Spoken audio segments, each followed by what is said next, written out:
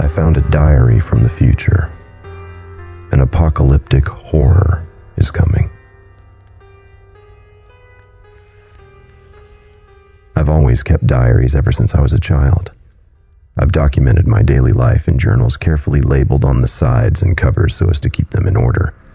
I'm on my 1033rd journal, and all of them are kept in order on bookshelves. It's basically a ledger of my entire life. Or at least it was, until my house burned down and I lost all of them. All of them, except for one that I never wrote. My father and I were going through the wreckage. The burnt walls of the house had blackened and charred. The smell of smoke and burning insulation still hung heavy in the air. I looked through the pile of burned paper that had once been my journals. I saw the family photos all water damaged from the fire hoses, at least those not destroyed by the flames. "Hey, what's this?" my father said, leaning down. We both saw the edge of something rectangular peeking around the edge of the ruined hole. He reached his hand through a destroyed part of the wall and came back out with a dirty, smoke-brown journal. Spatters of what looked like dark, ancient blood covered its surface. I saw it was labeled 1077, that is, the 1077th journal I had started to write in since I was 6.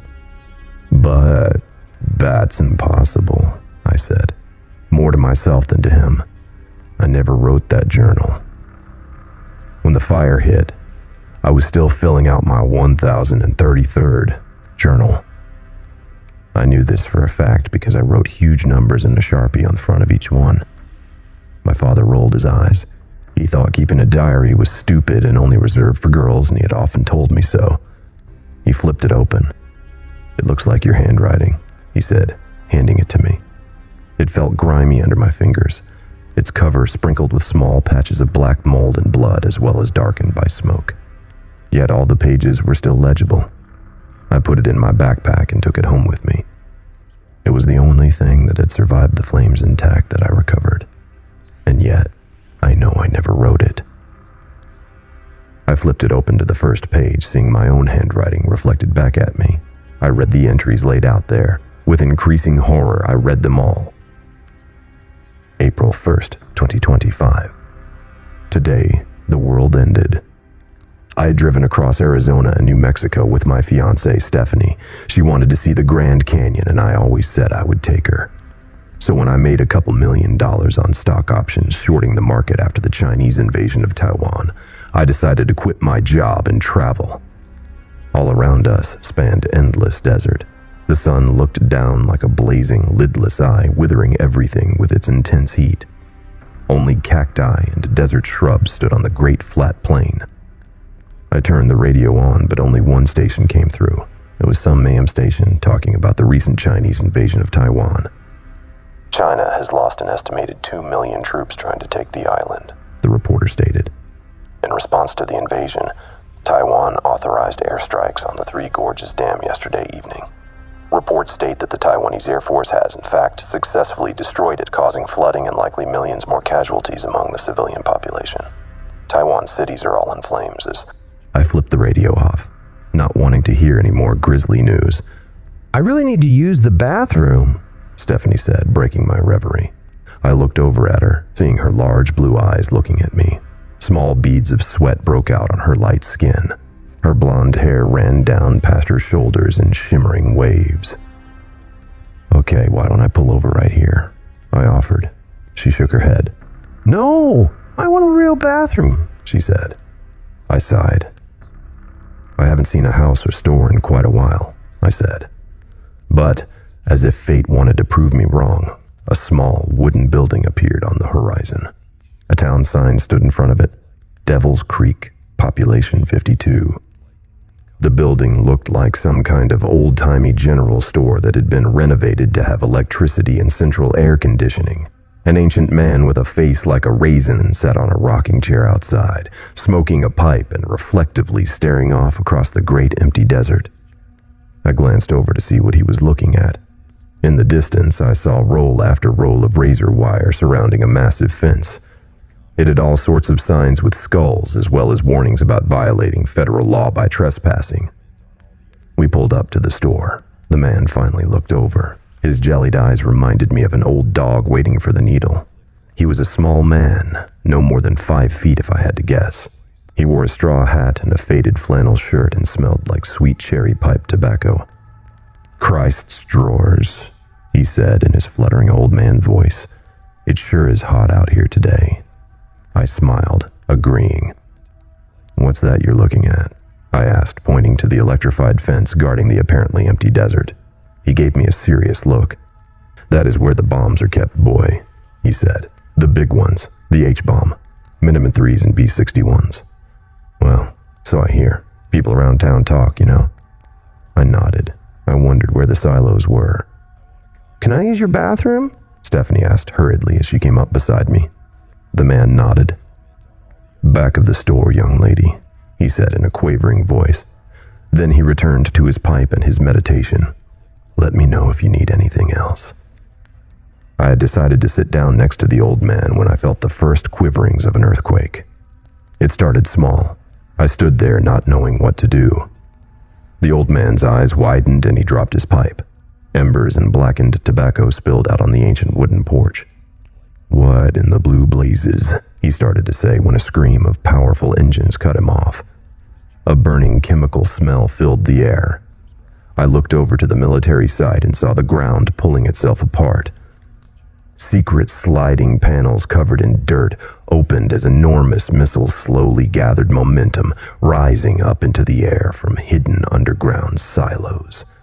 Jets of blue flame shot out of them.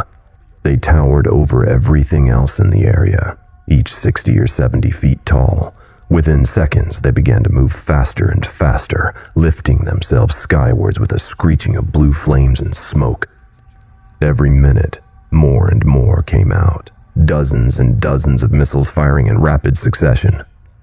Stephanie came out. I grabbed her hand and pulled her to the car. "We need to get the fuck out of here," I screamed over the cacophony. Her face had turned chalk white. She followed me like a lost child. I pushed her into the passenger seat and got in, turning it on and peeling out of there. "If this is a nuclear missile site," I said, vomiting the words as quickly as I could in the panic of the moment, "then there will probably be an enemy missile coming to target it soon." American missiles continued to streak through the air like fiery dragons on their way to battle. We drove as fast as my car would go for the next 20 minutes, breaking 110 and then 130 miles an hour. I had a very bad feeling about this. And then I saw it. The thing I had been dreading.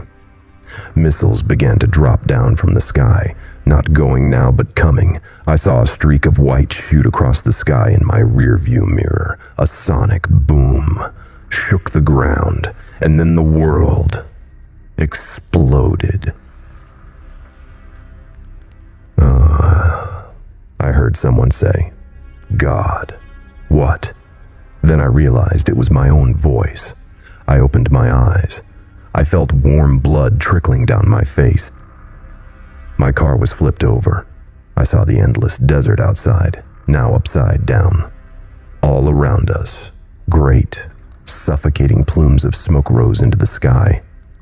It blotted out the sun and turned everything as dark as night. I looked over at Stephanie. She was still unconscious.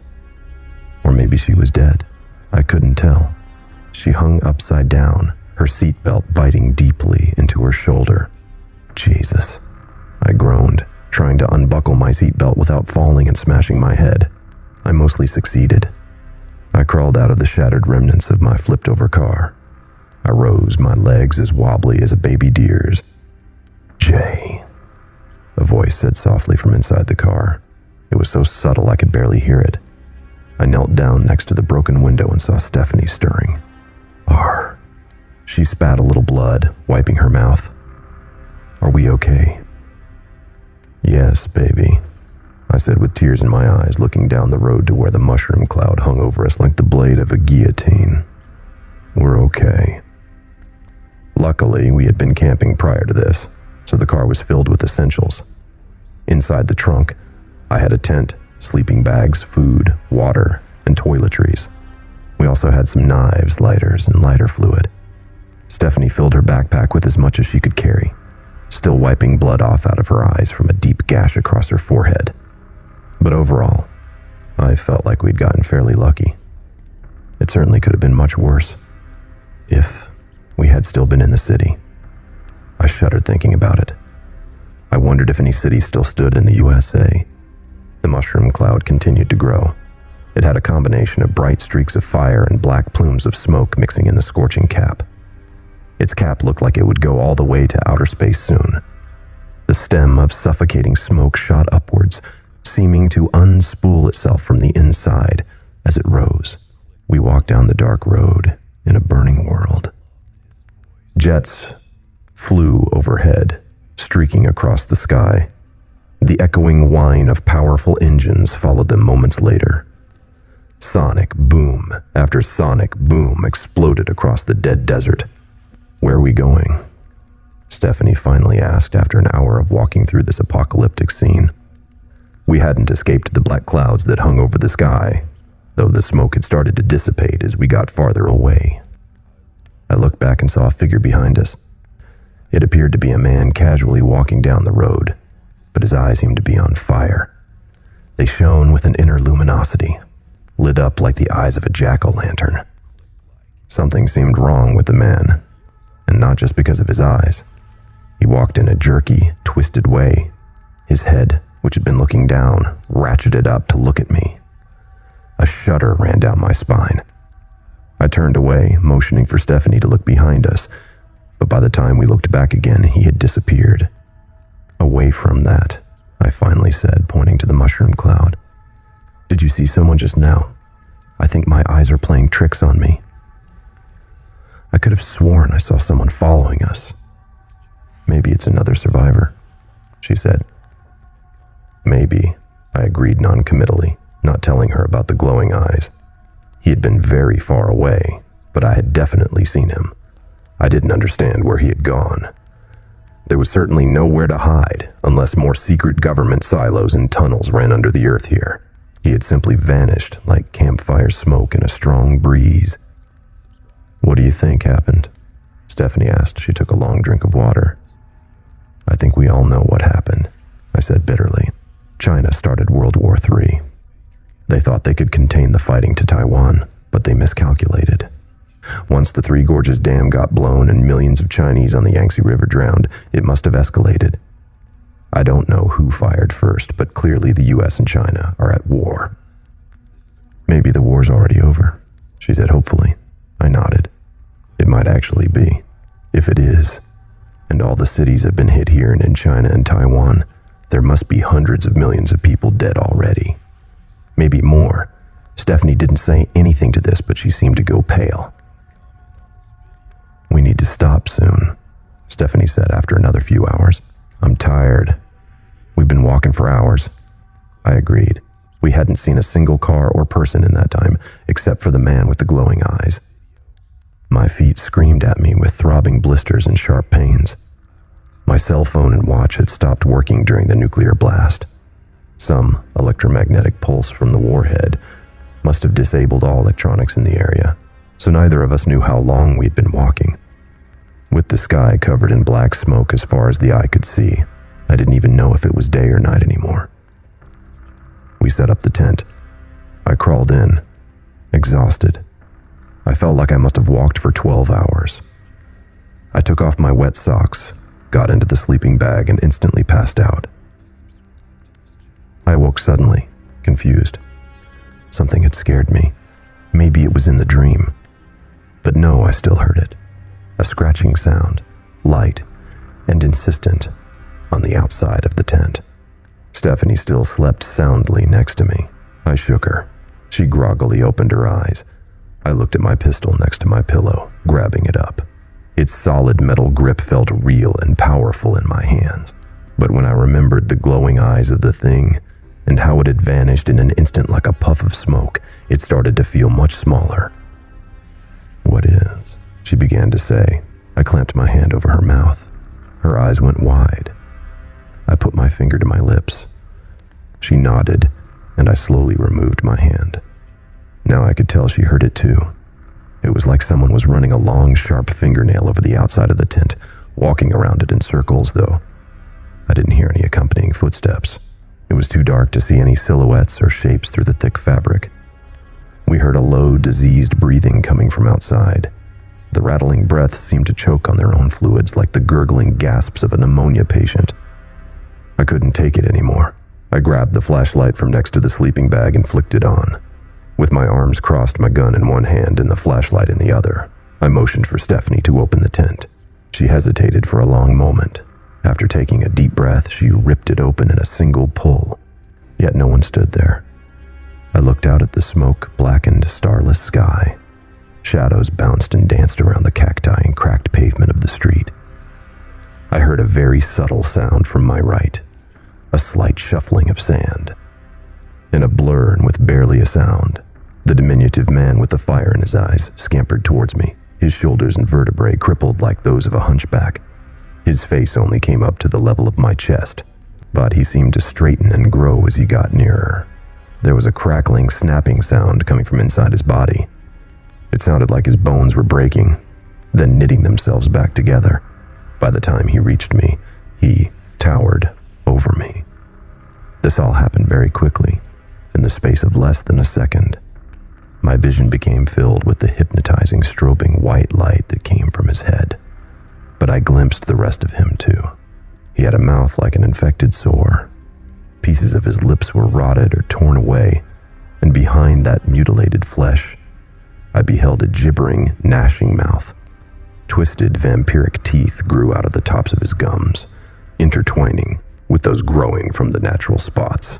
These dozens of overlapping fangs each looked as sharp as a scalpel, made to slice through flesh like butter.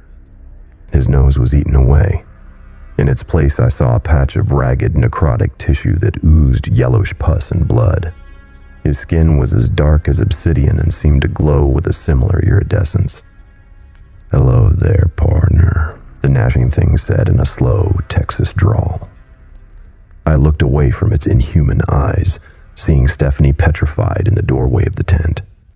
She held a long buck knife in one hand and a canister of OC tear gas spray in the other.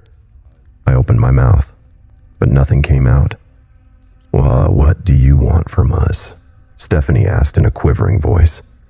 The creature's mutilated cheeks parted, showing more clusters of teeth growing out of every spot in his gums like tumors. "Everything," he said in a slow drawl. "I want everything." I raised the barrel towards his head, my finger tight on the trigger. "You want to rob us? Is that it?" I asked. The creature laughed, a tortured sound like shattering bones and grinding metal.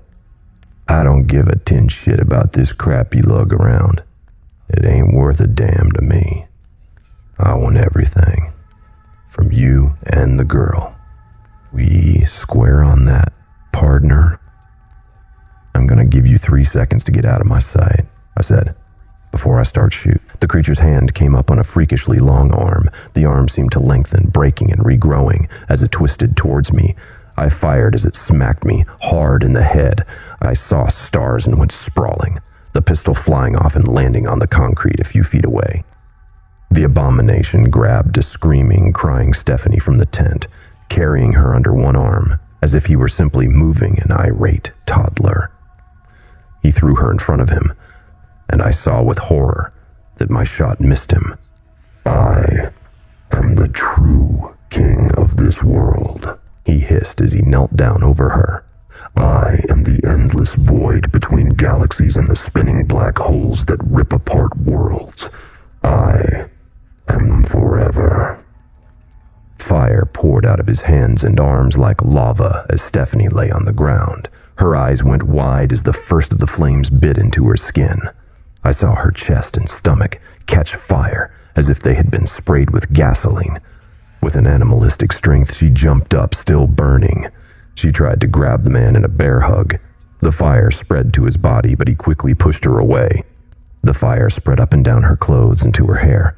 Her face began to melt as she gave an ear-splitting shriek of pure agony. Drops of liquid fat and burnt, sizzling blood ran from her cracking, blackening skin. "I love to watch them dance," he gurgled in a diseased, raspy voice.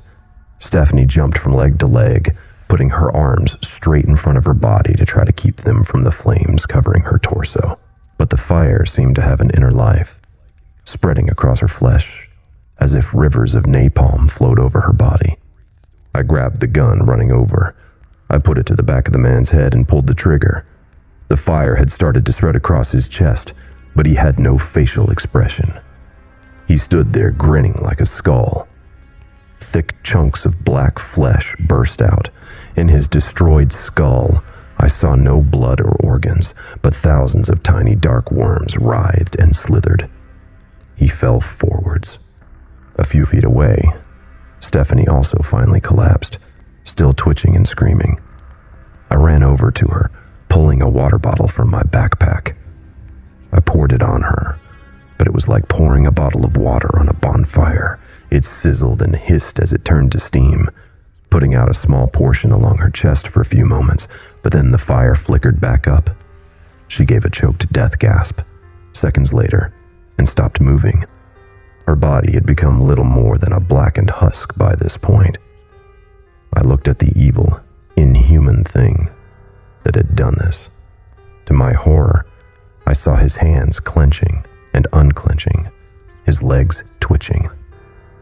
The black worms had started to restitch his skull back together, their tiny heads poking out through the wound and moving tissue around like diligent little laborers. Sickened, I ran. The landscape had started to change. Rocky cliffs now loomed overhead dozens of feet high. I stumbled up the rock faces and eventually found a small cave. I crawled in and, with my flashlight, decided to write this. I know this will be my last journal, my last will and testament left in some rocky cave of a destroyed world, because the true king of this world is on his way here, and he loves to watch people dance.